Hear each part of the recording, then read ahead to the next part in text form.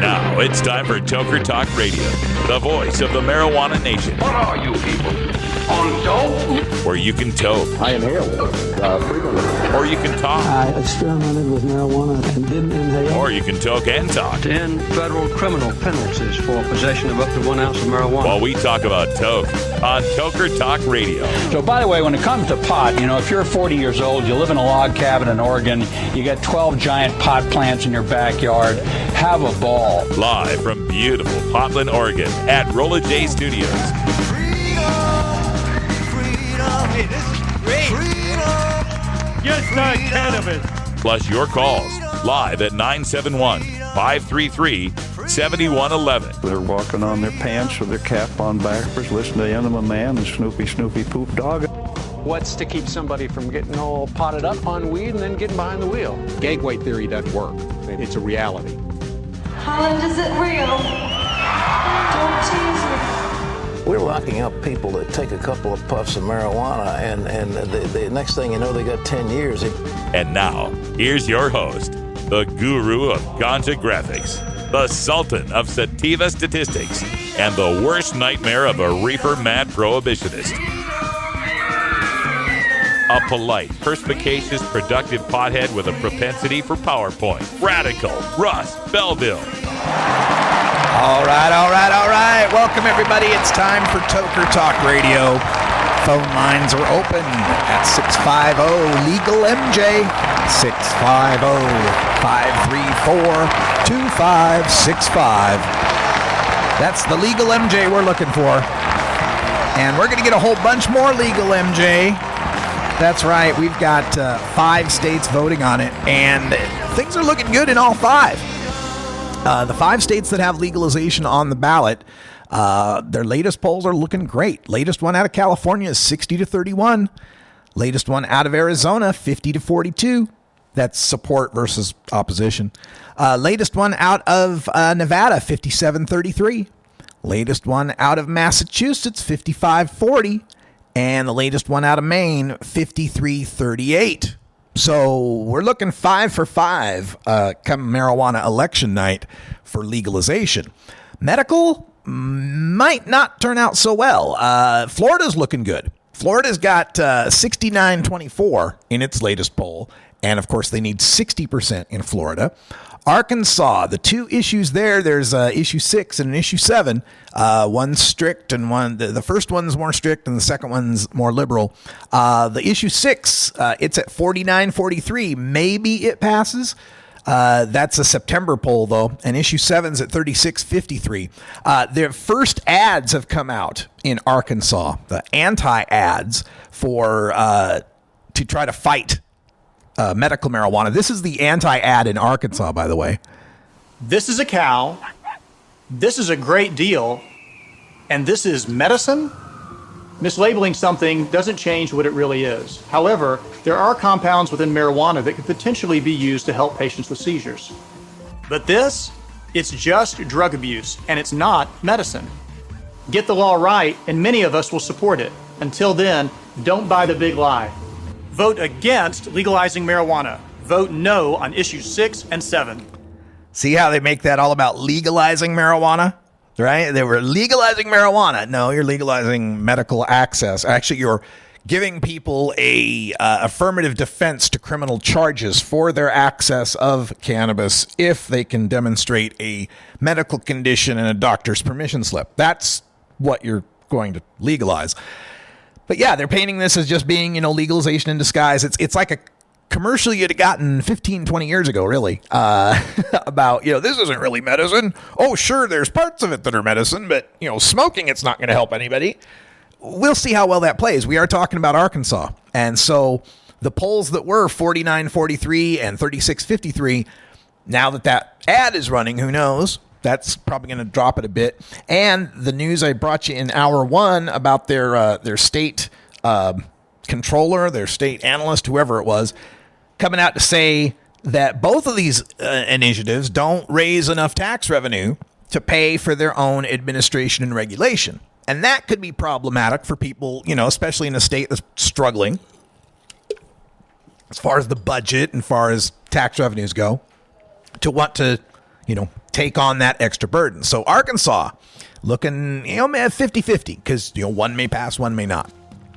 Then North Dakota, we don't know anything about North Dakota. I'm still waiting for a poll from North Dakota. But we just got that poll for Montana finally for I-182, and that doesn't look good. It's at 44-51 to help restore the medical marijuana in the state of Montana. So while legalization may go 5-0, medical, if you consider there being 5 votes, with 2 of them in Arkansas, medical may go 2 for 5, maybe 1 for 5. Could this be the pivot point in national reform where we leave medical marijuana behind and move straight to legalization? We shall see. This is the Russ Belville Show on CannabisRadio.com.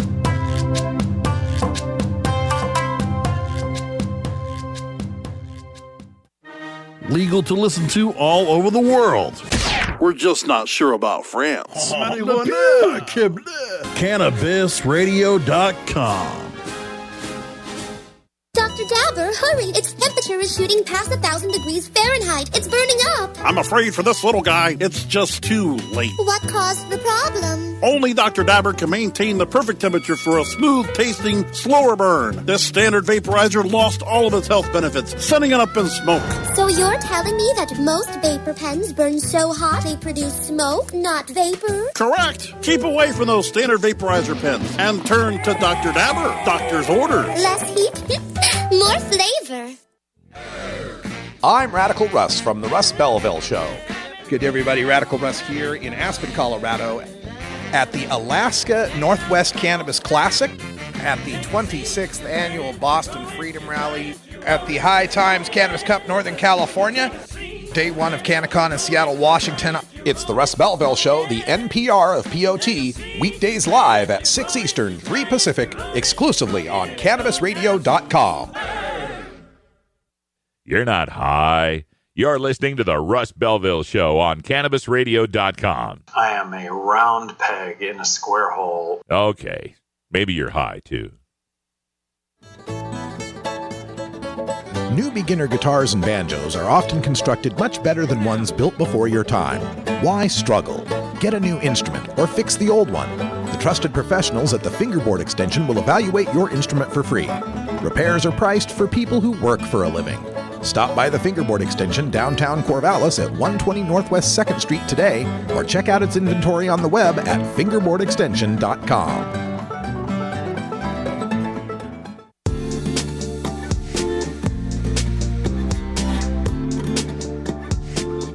Most of us pirates, we go on vacation to North Dakota, because they've got a town called Argosville. What are you smoking there, boy? This is Dan Michaels from DanMichaelsAudio.com, and you're listening to Radical Russ on CannabisRadio.com. All right, welcome back, everyone. It's 8 after the hour, and as we move on in today's show, I want to discuss a couple of topics. I've got some more of those ads for you. We've got these anti-reform ads, because now billionaires are starting to drop some money into the anti-legalization campaigns. About 20 years late to the party they are. I mean, we've had 3-4 billionaires that have been contributing to marijuana reform since the mid-90s. George Soros, John Lewis, Peter Lewis, John Sperling, and George Zimmer for a while there too. Now we've got Sean Parker added to the list of these well-heeled folks that are kicking in some commas to help us get some legalization. Because you can have all the ideals you want. You can be, the best cannabis grower and most in tune with the plant and all the hippy-dippy stuff you want, but without some commas, we're not going to get things on ballots, and we're not going to get advertising happening. We're not going to pass laws, right? Now, I think as we move forward, we should find a way that both sides can kind of embrace this new legalization paradigm. And by both sides, I'm talking about within our community, because I kind of straddle the line between two generations. I'm 48. I'm 46 years old. Born in I was actually born on the day of the Tet Offensive of the Vietnam War, January 31st, 1968. Although some history books show January 30th, but I think because of the date line or something, whatever. Around that time I was born. So anyway, I am too young to be within that 60s, 70s generation that, where marijuana came up, right? Where it became a culture, where it became a phenomenon. And so I don't have a tie to that. But I'm a little too old to be a part of this millennial generation that's come up where, these kids in graduating college now have never not known medical marijuana. It's always been something people somewhere could use for medicine. So I'm in between these two generations, and I find very attractive features about both generations with respect to the marijuana community. Looking at the older generation, the hippie generation, if you want to call it that, summer of love, flower power, whatever, there's fantastic culture and ethos, right? And they were right. That saying about the hippies were right. They're absolutely right as far as recycling, climate change, sustainability, zero growth, managing rather than exploiting, and not just the ecological thing, but also the, women's lib, and black power and the American Indian resistance, or was it the movement? AIM, that's what it was. American Indian movement and, the Cesar Chavez and all that kind of stuff, right? Civil rights, yeah, all of that. Wonderful.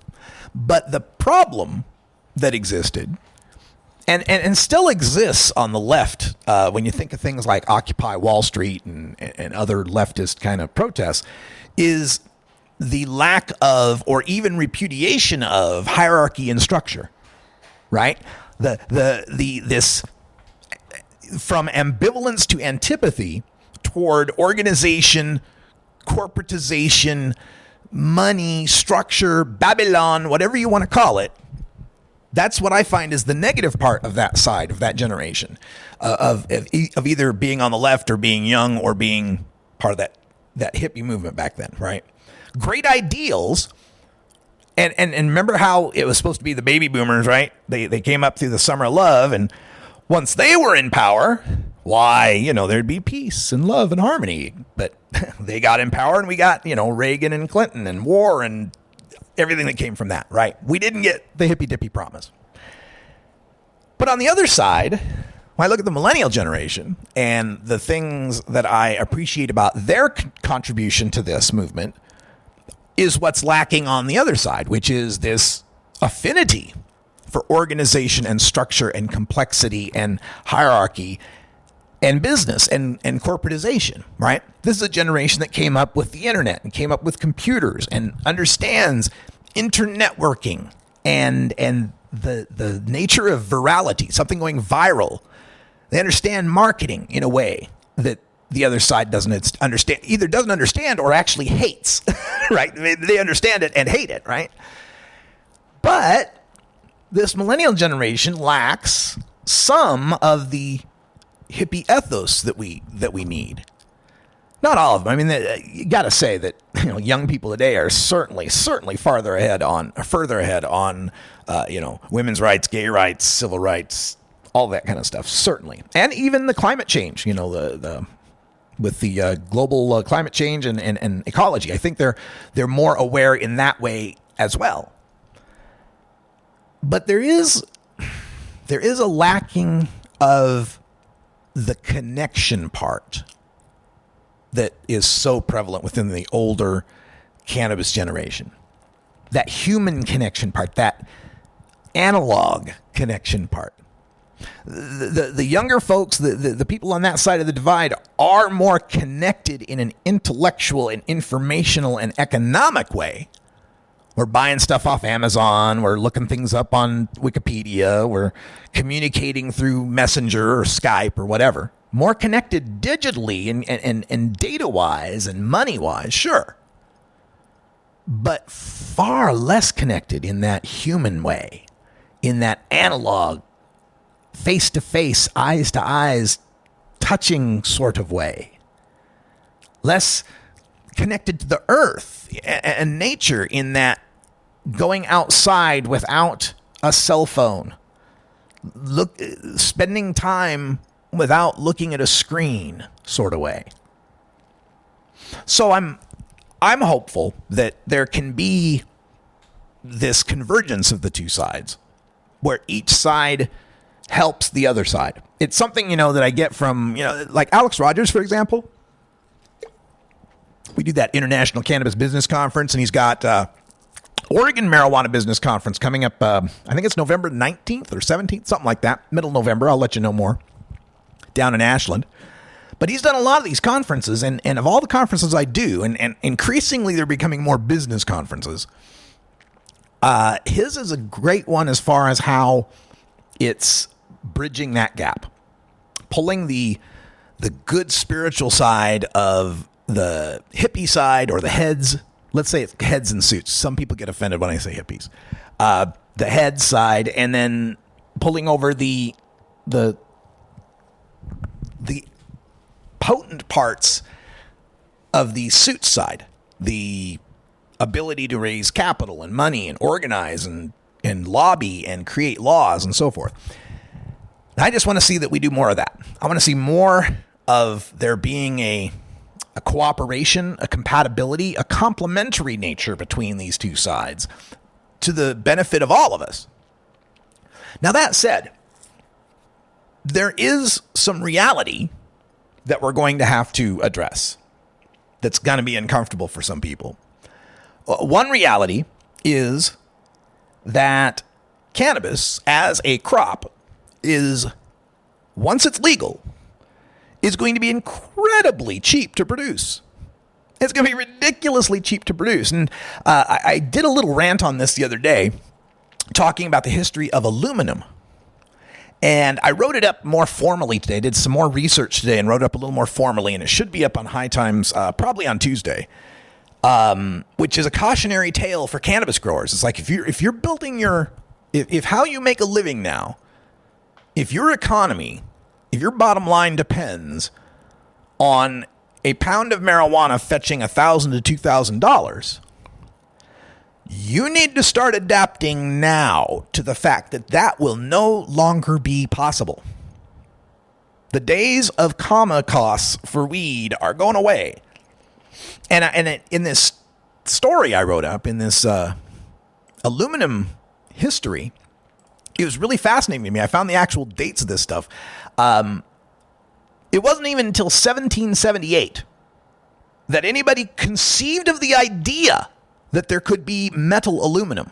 I mean, it had been a part of things like, the aluminum silicate that's in clay, the stuff that you use as a styptic pencil. I mean, the Greeks used to use that stuff. The Egyptians were using all sorts of compounds of aluminum for dyes and so forth, or to make dyes stick, whatever, set, I guess. But it's the most common element in our crust. Like 8% of Earth's crust is aluminum, yet it's so bindable to everything that nobody ever found it pure. Like you find pure silver or gold or copper. Look, there's that metal, and it's just that metal. Nobody had ever seen it. And to this day, there's no naturally found aluminum where it's just pure aluminum, right? It wasn't even until 1778 that a guy thought that, just theoretically, maybe there could be a separate metal, a new element called aluminum. And then by 1807, there's, so we've got another 30 years almost before electrolysis is developed. And a scientist who had figured out how to get potassium and sodium and sulfur and all these other elements, barium, magnesium, and so forth, through that process of this electrolysis, he theorized, wait a minute, you could use this as electrolysis, probably come up with some aluminum. And so he came up with the name aluminum, and yet he could not act on that because they didn't yet have enough electricity. The power wasn't great enough to be able to pull off what he needed to pull off. So it wasn't even until the 1800s till we had aluminum.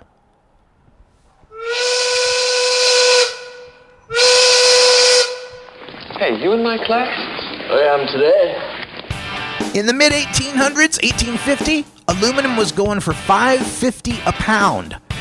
By the 1880s, it was down to $20 a pound. By the late 1880s, $6 a pound. By the 1900s, it was at 30 cents a pound. And today, aluminum goes for about 3 cents a pound in comparative inflation-adjusted dollars. That's going to happen with cannabis, folks. Being green is good. Growing green is good. Making green is great. CannabisRadio.com. Play as Ted Growing, expelled botany sophomore and the biggest grower in town, only on Weed Firm Replanted. Available on the App Store and Google Play. It's a lot of work being the biggest grower in town. Maintaining a room full of plants while dealing with a slew of eccentric customers? From a hardcore partier to the curious neighbor next door. Is anybody home? Help me expand my bud business by unlocking new strains, customizing my grow room, and completing challenges that you can't get enough of. Grow your empire so big you can see it from space. Low on funds? Don't worry. Weed Firm Replanted is free to download. Download Weed Firm Replanted for free on the App Store and Google Play today. Get growing, Mr. Growing. When I was in the Marines and I did fracture both my tibia and fibia, they gave me multiple painkillers, Oxycontins, Percocets, hydrocodone, painkillers. You're addicted. You know you're addicted. The pride that I took being a Marine was gone. With marijuana, I felt like not only can I treat myself and treat the pain, but I can also live. Dealing through the VA, it is never talked about. It was never an option. Why do I have to live in pain? This is the Russ Belville Show, annoying Kevin Sabet since 2012. At Herbie's Cannabis Seeds, we pride ourselves on bringing you the best quality seeds from the world's most respected cannabis seed producers, all at the lowest online prices. You can find Herbie's Seeds at herbiesheadshop.com. All cannabis seeds are sold as souvenirs and as a means of preserving cannabis genetics. Herbie's Seeds in no way intends to condone, promote, or incite the use of illegal or controlled substances. We strongly urge all prospective customers to check their national laws prior to placing an order. Herbie's Seeds at herbiesheadshop.com. Proud sponsors of the Russ Belville Show and 420 Radio.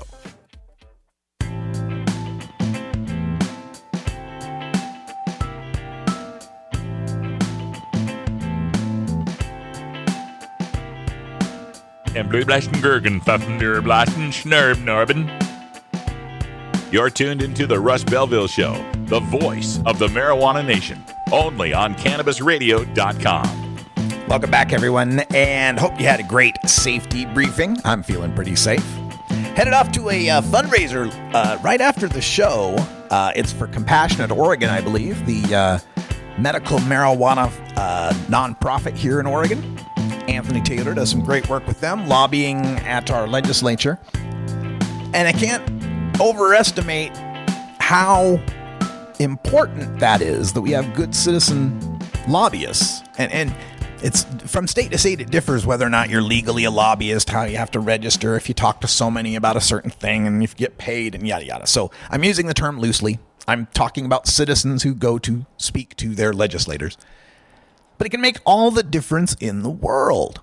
I mean, taking a look at Oregon versus Washington with respect to how our marijuana laws and reforms have rolled out, almost everyone you ask will say that, Oregon has done a far, far better job, and Washington may be the worst job in the nation. And a degree of that has to do with the legislature, the people in the legislature, and their education and understanding of the issues.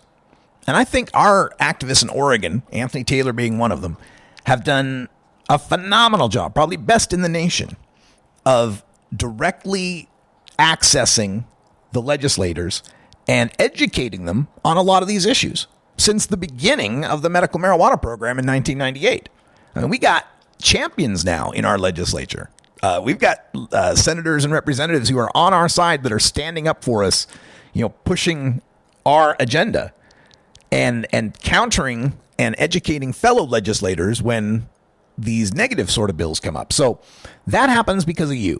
That happens because of you contacting your legislatures, you joining together with others like you and forming nonprofit organizations and educating each other, you writing blogs, letters to the editor, op-ed opinion pieces in your local paper, local online comment sections in your news organs, whatever they are, the newspapers, the TV stations and so on.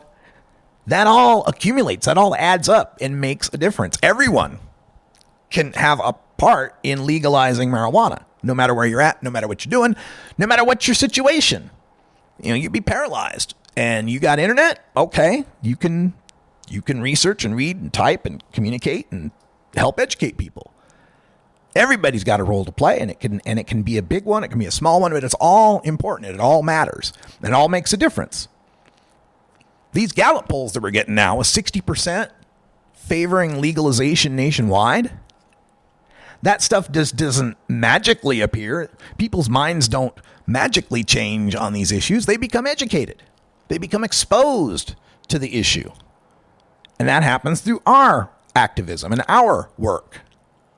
And whether or not you're, a quote-unquote activist in the political sense, or whether you're just someone who smokes pot or grows it or sells it, you're an activist in a certain way. But it's important to remember that the goal of our activism is to end the need for it, right? I remember that when I first got involved with Normal and people talking about how our job was to put ourselves out of a job. Our job was to end the need for Normal. And to some extent, that's what I'm up to now. I want to end the need for me to talk about marijuana reform every day. I got a whole lot of other things I could be talking about, I'll tell you that. Lots of opinions in this brain. But that's what our goal should be. So if you are out there as one of those people that's a producer, a seller, or a consumer of marijuana and cannabis products, you cannot let your involvement, your profit, your position in this illegal market to become an impediment to ending this illegal market. And that's unfortunate. We've got too many in too many of these states. This Dragonfly de la Luz article that's up on Facebook that's gotten some 80,000 shares. Yeah, you heard me. 80,000 shares for this. Prop 64 is going to end the planet. It's going to end the world. Now, I'm not too frightened by that number. I've got some of my drug policy colleagues that are freaking out. They're like, oh my God, 80,000 shares. I'm like, look. First of all, you got to understand something called slacktivism. Slacktivism is that, I click like on Facebook and therefore I've, done my duty. No, you have in that minusculest of ways. Type something, communicate, right? Just a click is literally the least you could do. But anyway, there's a large degree of people who are on the fringe edges of marijuana politics.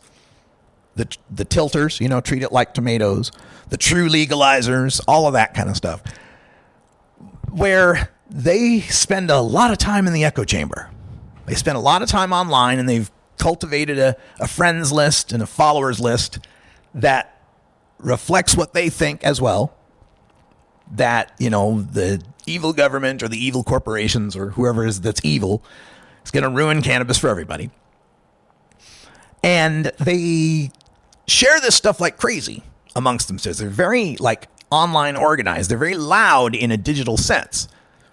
Just like the, they're just very loud in a digital sense. But in a real world sense, not very potent. And here's why. Because those 80,000 shares, that's globally. That's globally. And a lot of the friends that these folks have aren't going to be Californians. They're going to be from a lot of the areas around the United States and then somewhat throughout the world. So it's not a real 80,000 number that we're looking at. And then of the ones in California, let's say half of them, half the shares went to Californians, or even more. We could say 2/3. Okay. So out of 80,000, let's say, 55,000 got shared within California. All right. So now of those 55,000, how many of those people were already against Prop 64? because they're already in the friends list and the shares list of people who would read and appreciate Dragonfly de la Luz or Letitia Pepper. I'm going to hazard a guess that it's a large proportion of them were already against it. So the share going out to them isn't going to change or affect the vote any. Who it could affect are the proportion of people on the in the networks of the followers of the people like Letitia and Dragonfly and so forth, and their friends' as it makes those extra network hops, right, from friend list to friend list. Well, as that makes those hops from friend list to friend list, we're now talking about it going out to a lot of people who don't smoke pot in the first place and don't care too much about the measure and are either voting yes or voting no, and for whom these arguments that get into the minutia of tax rates and medical marijuana regulations doesn't really turn them on. I don't think it's going to change their vote any. But there is that one segment. It could be the young person or the person who's not paying too close attention to politics, who likes to smoke pot and does so through the legality of the medical marijuana system in California, and is swayed by the argument that it's going to destroy that ability to get the medical marijuana, and it's going to raise the prices, and the apocalypse will come. It's Friday, folks. Sorry. So, how many is that out of 80,000? Well, I don't think it's a lot, because we're talking, first of all, mostly would have to be between 18 and 21 that would be drastically affected, because they're the ones who, under Prop 64, that you have to be 21 to get weed, they're the ones that'll still need to get the medical marijuana permission slip. So that segment. Now, people 18 to 21, how often do they turn out to vote? The lowest of any demographic. And then there's others, of ages 21 and up who, let's pretend they were pro 64 because they just heard, hey, it's marijuana legalization, ounce and 6 plants, that's cool. And they read this long screed from Dragonfly and didn't bother to follow up by reading anything that's been rebutted to that by myself or Chris Conrad or anybody. And they're swayed. It changed my mind. How many people of the 80,000 could that be? Well, I'm thinking it's a pretty small number. I would hazard to guess 1,000, maybe 2,000. All right, so maybe 1,000 or 2,000 votes have been changed by this. Now, as you look at California, in a state of, 36 million people, and how many people vote in that state? Like 18 million votes or 15 million? I don't know. It's millions of votes. Tens of millions of votes I'm willing to bet on. And 84% of the people don't smoke pot annually. Generally, I don't know what the California rate. I think California's monthly rate is something like 6 or 7%. So now we're talking 93% for whom this isn't a personal, it's going to affect me issue. And the polls there at about 60%. So if we had about 60% of, let's make it 10 million voters because I can do the math easy. That's 6 million yes votes versus 4 million no votes. Let's say the election's going to be closer than that. Let's say it's 5,500,000 to 4,500,000. So what? 1,000, 2,000 votes that got swayed by Dragonfly? I'm not too worried about it. I'm excited about this election coming up because I do think we could go 5 for 5 for legalization. And what a death blow that would be for people like Kevin Sabet and all these chicken little skies falling prohibition profiteers to have go 5 for 5. Oh my God. And to have some of these pass in the 57 range, 58 range would just be huge. It would be an unstoppable momentum from that point forward. It would just be a matter of time at this point.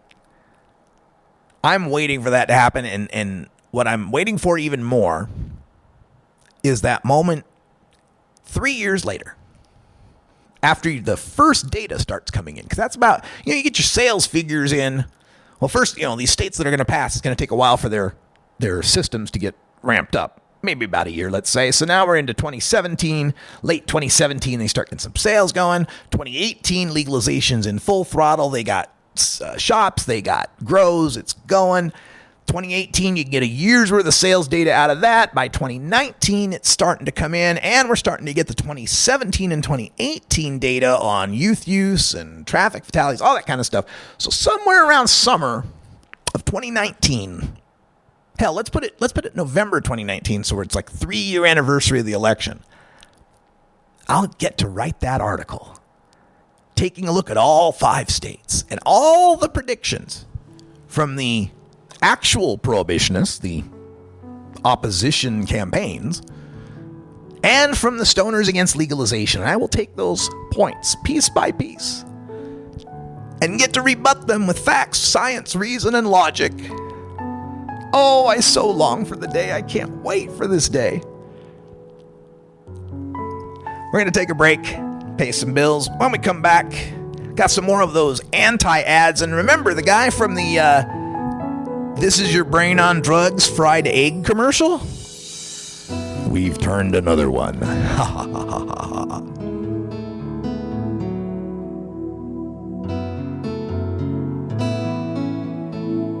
This is the Russ Belville Show on CannabisRadio.com.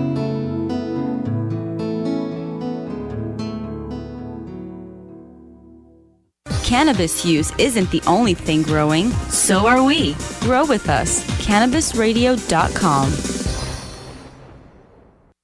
While the feds and state are doing their dance, you still need to transact business and manage your cash. Go professional and let your customers pay with PayQuick. They pay you and they earn rewards points.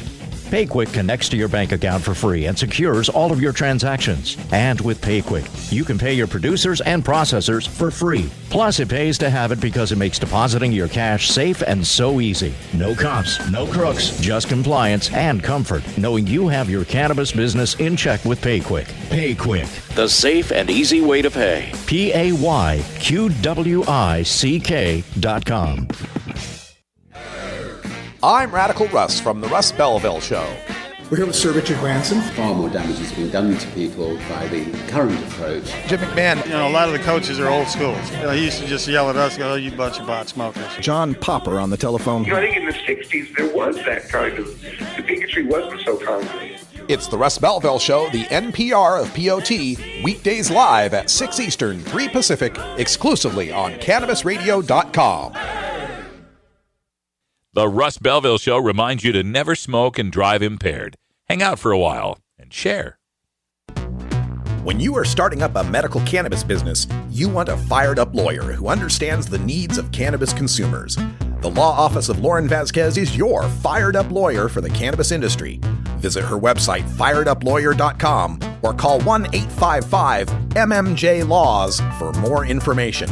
That's 855-665-5297 for Lauren Vasquez, your fired-up lawyer, or email fireduplawyer@gmail.com.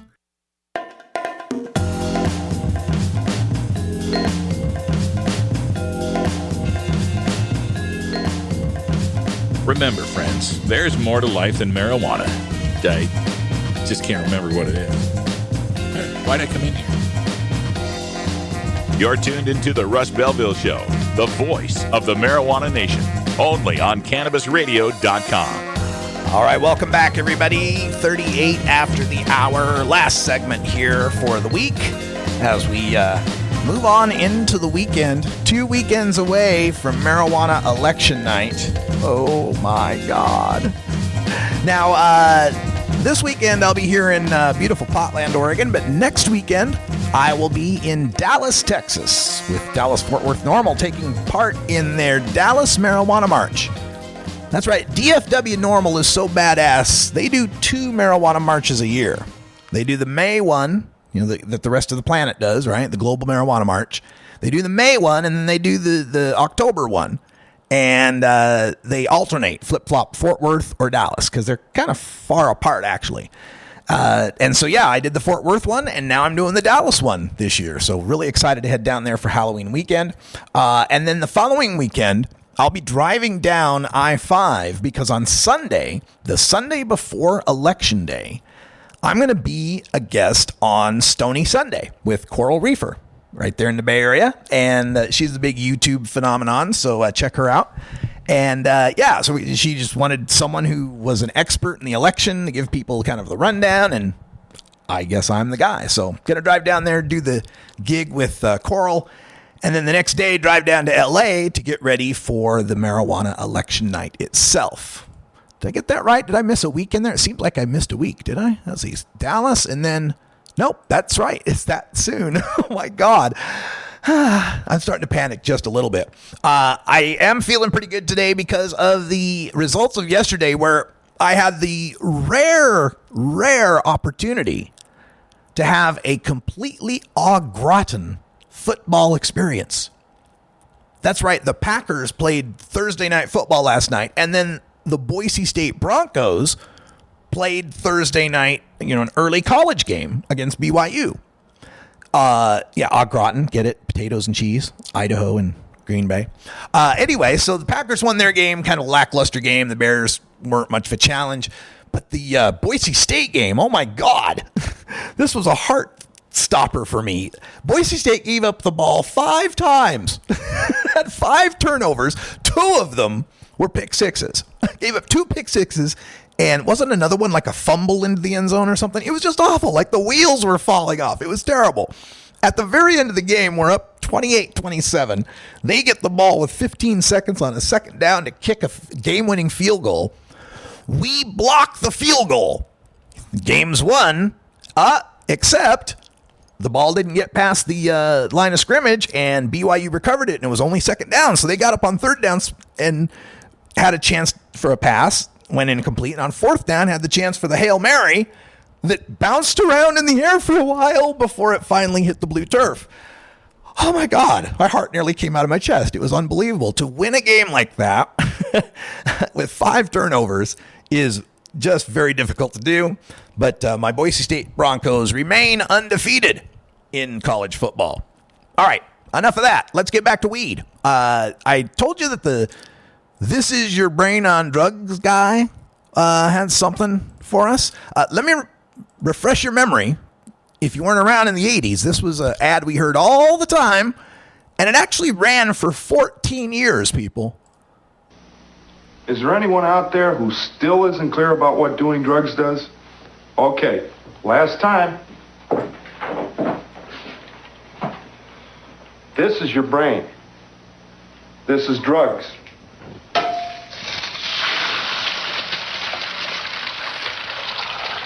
This is your brain on drugs. Any questions? Yeah, can I get some Tabasco with that? So this guy's name is John Roselius, and he's the actor who is the voice behind, This Is Your Brain on Drugs. Any questions? The ad was from 1987, and the website Rooster has talked to him and found that he just voted to legalize marijuana in California. Yay! We got him! Hooray! Yes. So Roselius says, quote, "I'm 100% behind legalizing it. Are you kidding? It's healthier than alcohol. And the violence is 99% down from alcohol." End quote. Now, they also uncover the fact that Roselius, when he recorded this ad in 1987, knew that it was bullshit. He smoked pot back in the 1960s. And he says when he filmed the ad, he already knew marijuana didn't actually fry young brains. But he was paid $360 for just a few hours' work. And history was made. Now, the ad ran for 14 years, I told you, but the Partnership for Drug-Free America, he didn't have any contract for royalties or anything like that, so he never got another dime from that ad. $360, and he becomes the iconic face and voice of reefer madness in the 80s and 90s. So he cast his ballot. He's got a mail-in ballot, and he cast it for Prop 64 to legalize marijuana. So thank you. This is Your Brain on Drugs guy for helping us to legalize. Now, speaking of the anti-ads, we've got a new anti-ad that is out from the Arizona opponents, the No on 205 people. This one is called Empty Promises. I was a school superintendent in Colorado when our state voted to legalize marijuana. We were promised millions in new revenues for our schools, but they were empty words. I never saw a single dollar actually reach the classroom. I'm a Colorado school principal. Politicians spent more money on regulation and bureaucracy than in the classroom. Marijuana use among our students soared, often in the form of edibles that look like candy. Don't believe the false promises. The same thing could happen in Arizona. Vote no on Prop 205. All right, so now these No on 205 people have gotten even more slimy and disingenuous. They have already had an ad out that was a couple of ads already that were Colorado promised a bunch of tax money for schools, but Denver schools didn't get a dime. And we pointed out earlier how that's because Denver schools rejected it. Denver schools didn't want the money. There was money for them. They turned it down. So now this new ad, as you heard, doesn't identify that the people that are talking to you, at least in the voice part, now the video part might have that, but the voice part there does not identify them as being Colorado school or as Denver school principals or a Denver educator, but a Colorado school principal and a Colorado educator. So that the listener infers that, oh, I see, so it was a lie. Those schools in Colorado didn't get any money. When in fact they did. Plenty of it. Lots of money. Some of them are funding scholarships for kids. Some of them are building new facilities. Lots of money went to these kids. So it's just disgusting that they would use that sort of tactic. And again, once called on it, double down on it. Double down on being deceptive with that schools argument. Just disgusting. Just disgusting. And what was the other part in there? The about the the kids, the more kids are smoking. Also debunked by the state of Colorado itself. Its Healthy Kids Survey has said there's been no statistical increase in the kids that are using cannabis. And to add the fear part of it, and often it's edibles that look like candy. This is where they try to frighten us because, the kids will sneak it in. We'll have no way of knowing. At least if they're smoking a joint, they have to go out behind the shop class and it smells and we can catch them. But why, if they have gummy bears or a cookie, we'd never know. Okay. So this is always something, and I'm not making light of kids getting high or anything. But just in general, I've always thought that if the effects of the drug weren't enough for you to know the person's on the drug, why do you need to know the person's on the drug? Why does it matter? If I get high and it's not causing problems anywhere, why is this a concern to you? If you can't tell, if I'm eating a brownie and you can't tell that I'm getting high on that brownie, where's the problem? Is it that there's this potential? There's this potential that because I'm high, something terrible will happen? That's really what their fears are based on, is that the kids are going to be bringing in the pot brownies, sharing the pot gummy bears. They're going to be stoned out of their minds all day, every day in class, and they're not going to learn anything. They're going to drop out and be welfare bums and living in the basement till they're 35. That's what they're playing on here. And what it ignores is the fact that those can already do that and are. Legalization doesn't matter. The ability of kids to be able to get their hands on weed has been very easy for 4.5 decades now. I knew these guys in school. I knew the guys that were blazed out, stoned, missing out on their education. Legalization doesn't increase that. Legalization doesn't invent that.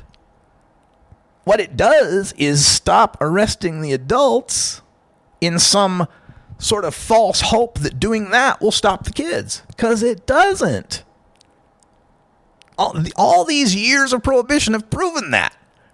We put the full force of the federal and state and local governments, declared the item contraband in all circumstances, in any amounts by any person, used no-knock warrants and guns and tear gas and tasers and handcuffs and cages and prisons and asset forfeitures and job loss and drug testing and everything we've thrown at this, and people still smoke pot.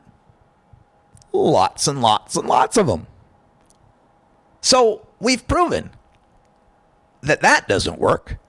We've proven that that's not helping things any.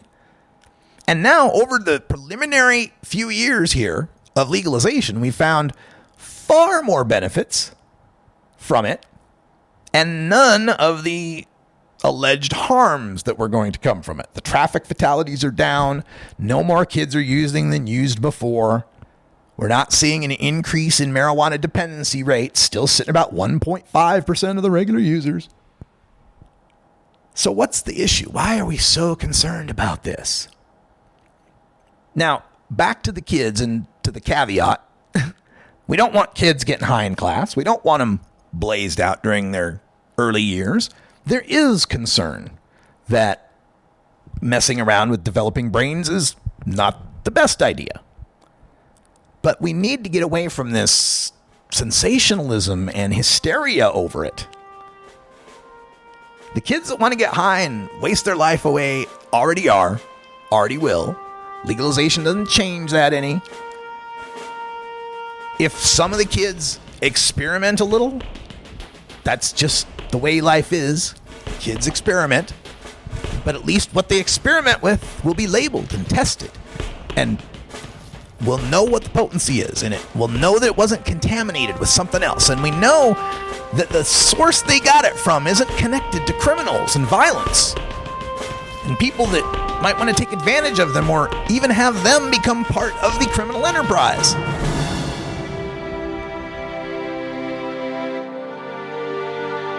This is the Russ Belville Show on CannabisRadio.com.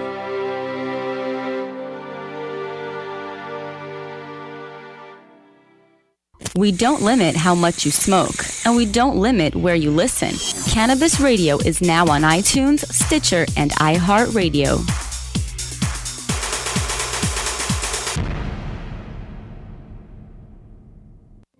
Mindful of sustainable practices and limiting their environmental footprint, Sansal hemp is always grown outdoors, as nature intended. By starting with uniform genetic profiles, Sansal ensures the plant will maintain its optimal performance and yield consistently throughout its life cycle. It is through innovative processes that Sansal is able to achieve pure whole hemp extracts and meet industry requirements and the level of quality desired by many of their customers. Healthy plants, healthy people. SansalCBD.com. Improve your lifestyle naturally. I think it was my second year in the league when I had my first injury. That's when I started using painkillers, and I was using them daily, pretty much the rest of my career. It takes its toll. It's taken too many of those things. Once I retired, I got rid of those. I moved out here to Arizona, got my medical card, and have been using marijuana ever since. Someone like me can afford to be a medical marijuana patient, but others aren't so lucky. Marijuana should be available to all adults who need it. I'm voting yes on Prop 205 and hope you will too. The Russ Belville Show, providing dictionaries to drug czars since 2009. The Russ Belville Show is proudly sponsored by the Marijuana Business Association. The MJBA, called by NBC News the Cannabis Chamber of Commerce, is the fastest growing business association in the fastest growing industry in America. I've been working with the MJBA for years, and I personally invite you to join the MJBA. MJBA also publishes the popular MJ Headline News on Facebook and the MJNewsNetwork.com and Marijuana Channel 1 on YouTube. Visit mjba.net for more details.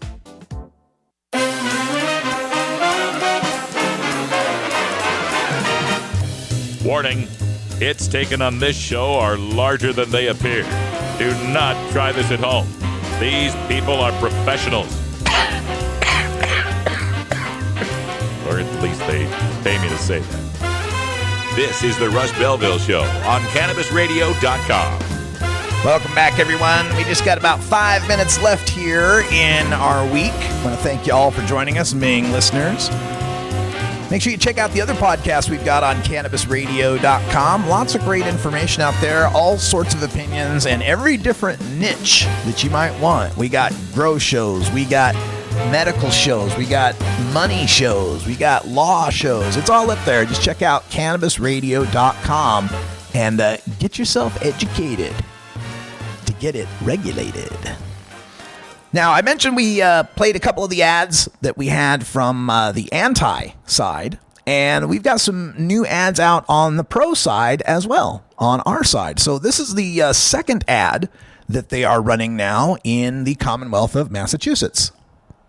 All my training, indeed my oath, is to do everything to cure patients. But our current marijuana laws need changing. Right now, doctors and patients are afraid to bring up all treatment options for fear of breaking the law. Yes on 4 means we can regulate, tax, and legalize marijuana to help people with pain avoid opiates and for other true medical needs. The current system isn't working. It's why doctors and patients agree it's time to vote yes on 4. Now, this is very clever, and it kind of dovetails in with that Jim McMahon ad that we heard the other day, the one where he is fighting or telling people about his use of marijuana for medical purposes as he's discussing a legalization initiative.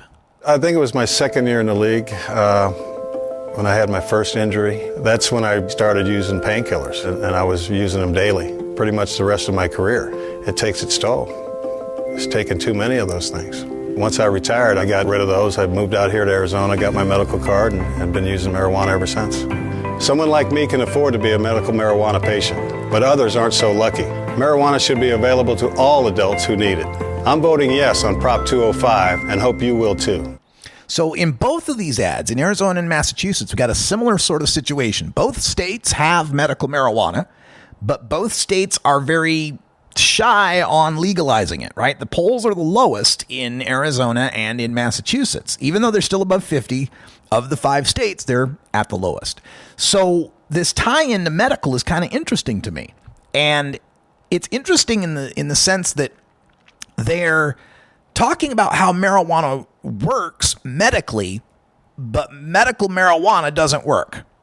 In the Jim McMahon Arizona ad, he points out how people like me can afford to be medical marijuana patients, right? Hell, you got the doctor's visits, you got the state registration, but it can cost $400, $500 to get yourself a medical marijuana card in some of these states.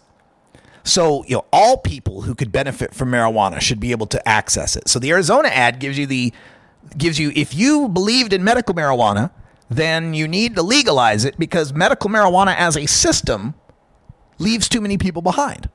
I love it. And the other ad, the Massachusetts ad, brings up the, that the medical marijuana is difficult for people to talk about. It's frightening because it's illegal, and its illegality keeps doctors from wanting to talk about it, keeps others from wanting to talk about it. One more ad. Let's see if we can get this in. I ran out of time. This is the one in Nevada. Living in Nevada is great, but as a mom, I worry about my kids, especially when they're out there in the world. We hear about it all the time. Drug dealers selling on the street is dangerous for our kids and for our families. Voting yes on 2 to regulate and tax marijuana for adults means stricter control and fewer drugs on the street. We know it works. In other states, the police spend their time fighting serious and violent crimes. It's Nevada's turn. Vote yes on 2. Gotta like it. Emphasizing the safety angle. Get those soccer moms voting on it. Understand that criminals don't check ID. That's all the time we got. Thanks for joining us. For everyone here at CannabisRadio.com, I'm Radical Russ. And until next time, take care of each other, tokers. This is the Russ Belville Show. The Russ Belville Show is blogging and podcasting daily at RadicalRuss.com. You plant it, you grow it, you dry it, you roll it, you smoke it. You take a seed, you plant it, you grow it, you dry it, you roll it, you smoke it. Take a seed, you plant it, you grow it, you try it, you roll it, you smoke it, and it goes down smooth.